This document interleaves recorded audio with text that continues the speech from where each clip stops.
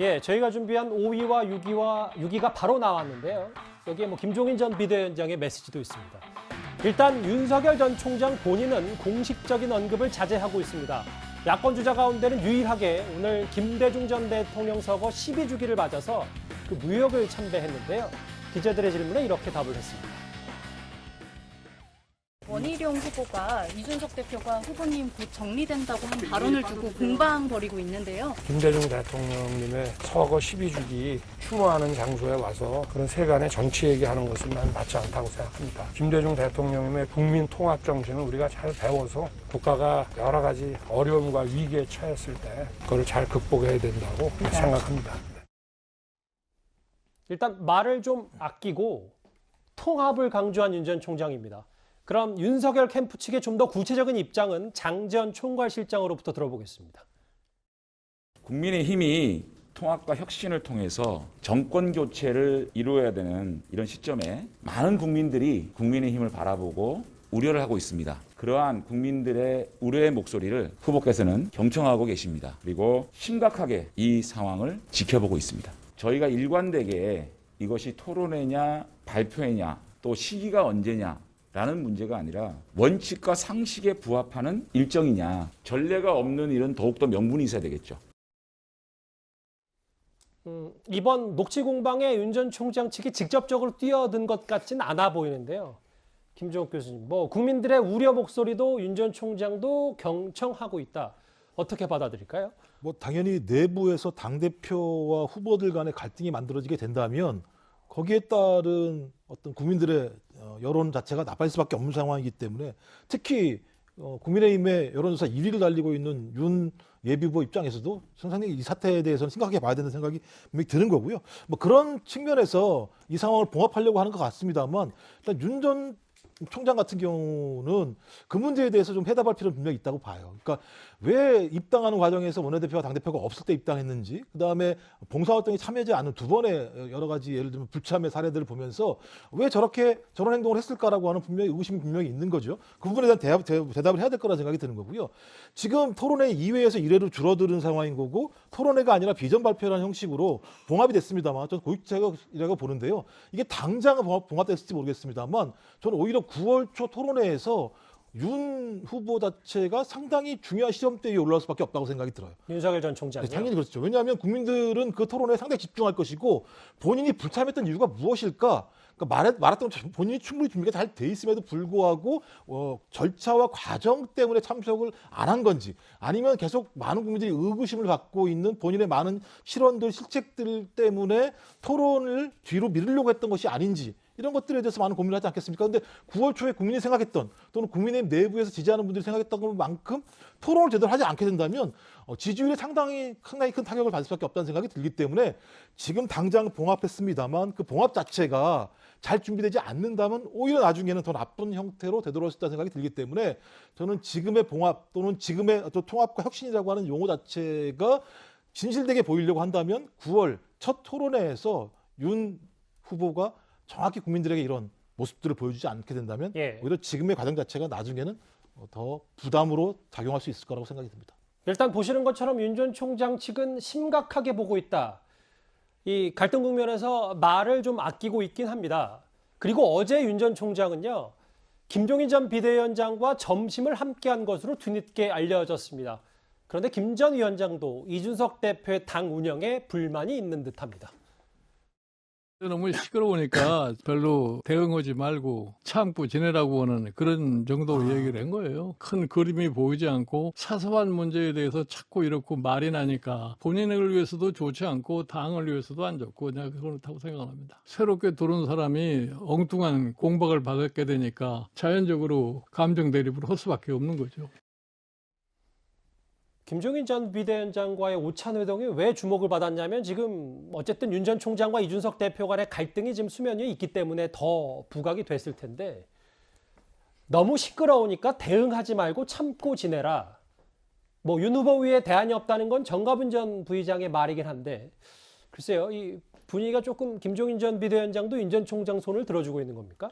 근데 이제 윤 전 총장에 대해서 우호적인 입장인 거죠. 그러나 이제 저는 좀 더 자세히 지켜봐야 될 게 지금 이 시국에서 그나마 국민의힘에서 좀 중심을 잡아서 윤 총장과 이준석 당대표 사이에서 두 분 다 귀담아 들을 만한 위치에 있는 사람이 그나마 저는 김종인 전 비대위원장을 생각합니다. 그래서 김종인 위원장이 또 이준석 당대표의 멘토 역할을 했던 분이고 이준석 대표가 김종인 위원장과는 지금도 수시 소통을 하는 걸로 제가 알고 있습니다. 네. 마찬가지로 어제 또 오찬까지 했습니다만 윤석열 총장도 김종인 비대위원장에 대해 상당히 많은 정치적 조언을 좀 구하고 있고 또 상당히 많은 그 의존을 하고 있는 상황이기 때문에 둘 사이에서 상당히 중심을 잡고 균형감을 가지고 저는 당을 좀 원만하게 해결할 수 있는 그런 좀 역할을 해주셨으면 하는 바람이 있고요. 그렇기 때문에 저는 어제 한 이야기가 정확히 그렇다고 생각합니다.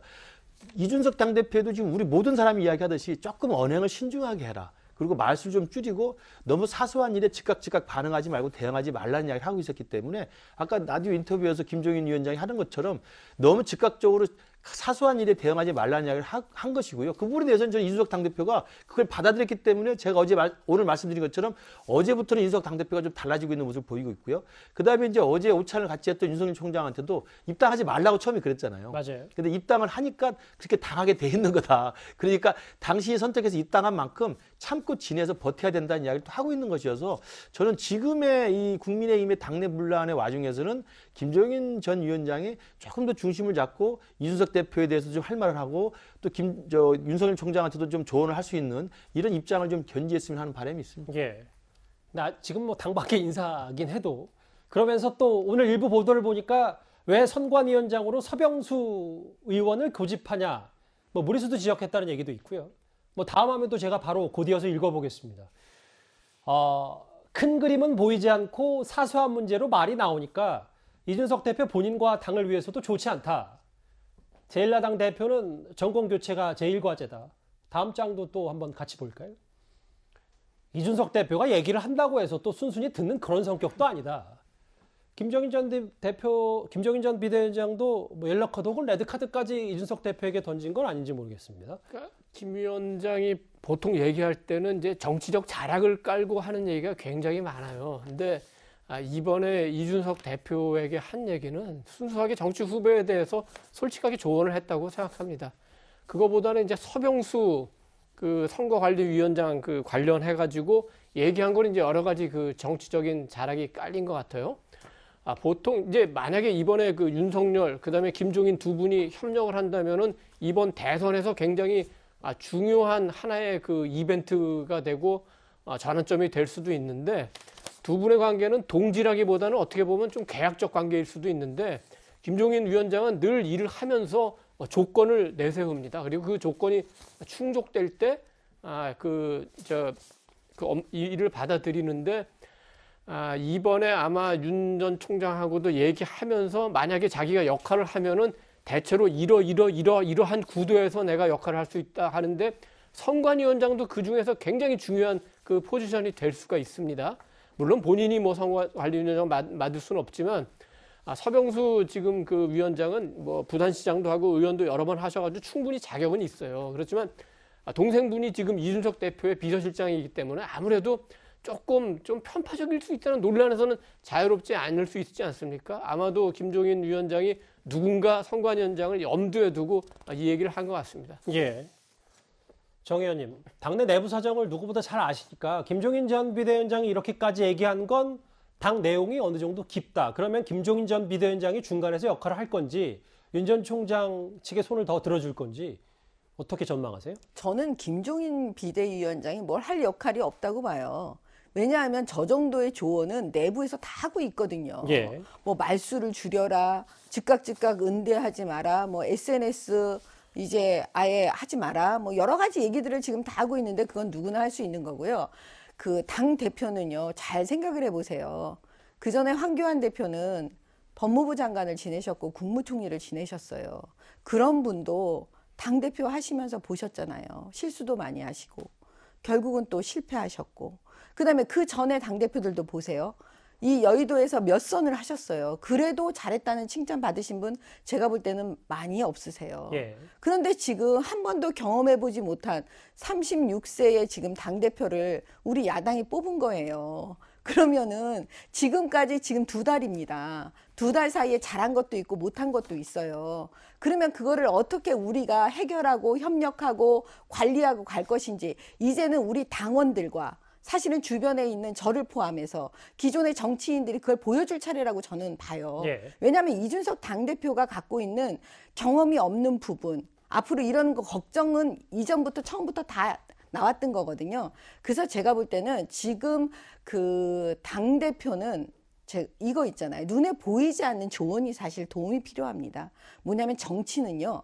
답을 알고 있어도 그 답을 향해서 가는 과정이 굉장히 중요해요. 예를 들면 뻔한 거지만 전화해서 오늘 이러이러한 일이 일어납니다. 근데 미리 알고 계세요? 예. 라던가 이런 거. 근데 사실은 36살의 당대표는 그걸 하기가 너무 어렵고 그게 뭔지 잘 모르는 거예요. 다른 사람의 감정이 어떻게 작동되는지 잘 모르는 거예요. 이런 부분을 주변에서 다 도와주면서 지금 하려고 다 마음 먹고 있거든요. 그래서 봉합하는 과정이기 때문에 시간을 조금 더 달라. 예. 이렇게 말씀드리는 거고요. 그냥 옆에서 누가 조언하고 한다? 그건 전 도움 별로 안 된다고 봐요. 저희도 지금까지 쭉 이 얘기를 해봤습니다만 대부분의 최근 이슈를 이준석 대표와 혹은 윤 전 총장이 선점하다 보니까 국민의힘의 다른 대선 후보들이 뉴스에 이름 올리기가 그리 쉽지는 않습니다. 그런데 바로 어제 대선 출마를 선언한 홍준표 의원 본격적인 공세를 시작했습니다.